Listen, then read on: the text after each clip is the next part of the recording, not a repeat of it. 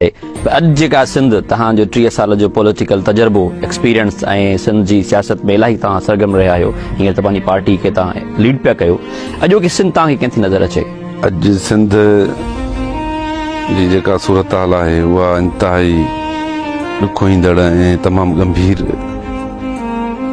सूरत हाल में पहुता आहियूं असां अची। असांजो पंहिंजी धरती ते पंहिंजी कंहिं बि वसीले ते नौकरनि ते वापार ते सियासत ते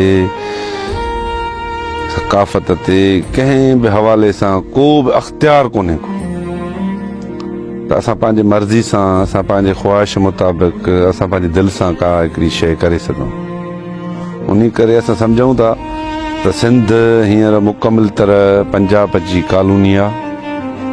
असां ग़ुलाम आहियूं ऐं असां सां जेको ग़ुलामनि वारो वर्ताव उहो कयो पियो वञे। सूरत हाल रोज़ बरोज़ ख़राब थींदी पई वञे।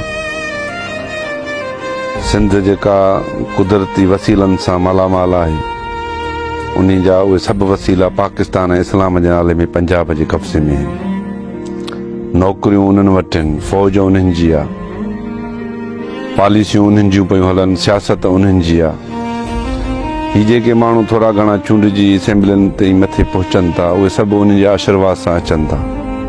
उन करे असां सां जेको वर्ताव आहे उहो ग़ुलामनि वारो आहे ऐं ही सिंध खे जहिड़ो फतेह थियल इलाइक़ो सम्झनि था ऐं असां सिंधियुनि खे ग़ुलाम सम्झनि था।